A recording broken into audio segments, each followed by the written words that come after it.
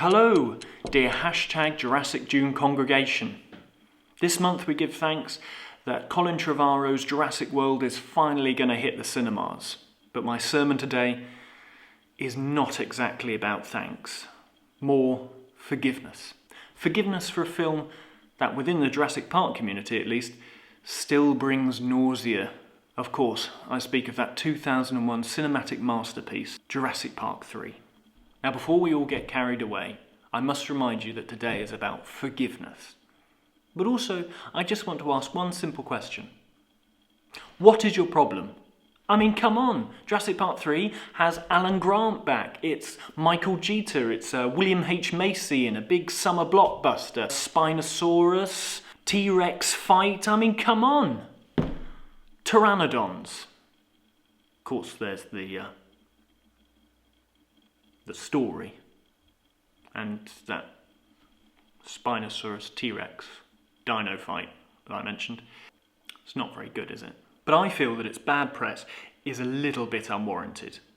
I mean, it's not Alien Resurrection bad or Alien vs Predator 1 and 2 terrible. And personally, I think it has more heart and soul than Transformers 1 to 4 combined. I feel that for many years, The Lost World has been prized as the better sequel, and I think this needs to stop. Not that Jurassic Park 3 should take its spot as such, but rather they both share the bronze podium. Jurassic Park was the definitive cinema-going experience from my generation. It was our Star Wars. And indeed, when The Lost World opened in 1997, it took a ton of money. But that's not necessarily the sign of a good movie. All it really means is that people love the first film. And in fact, you could argue that the poor turnout for Jurassic Park 3 was in part down to people's dislike for The Lost World. JP3 and The Lost World have all the major problems of a sequel trying to follow a successful first film. And the number one mistake is that they're basically just more of the same.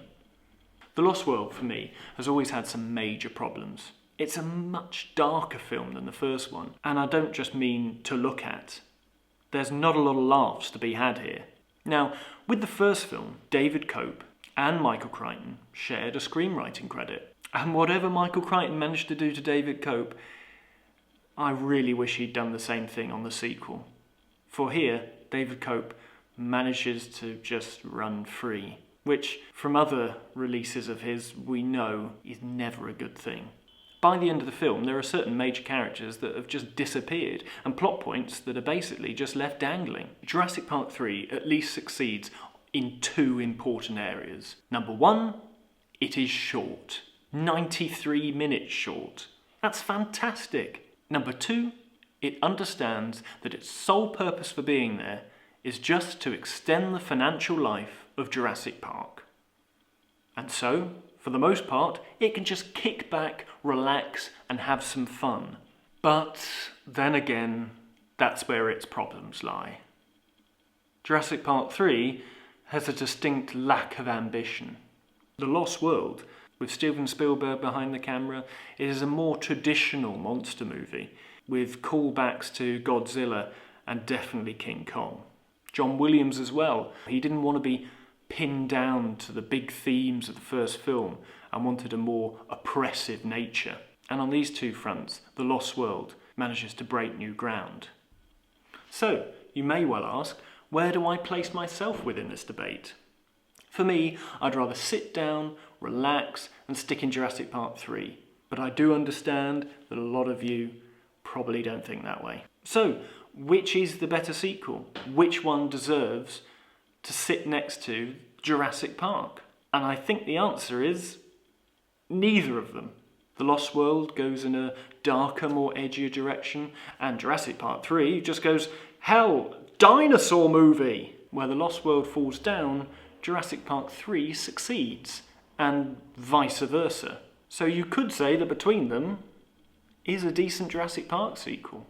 And now, we really don't have long to wait to see whether Colin Trevorrow has managed to crack it. Hello, thank you for watching, and please remember to subscribe and to leave a comment down below if you completely disagree with me, or if you agree with me, give me a thumbs up.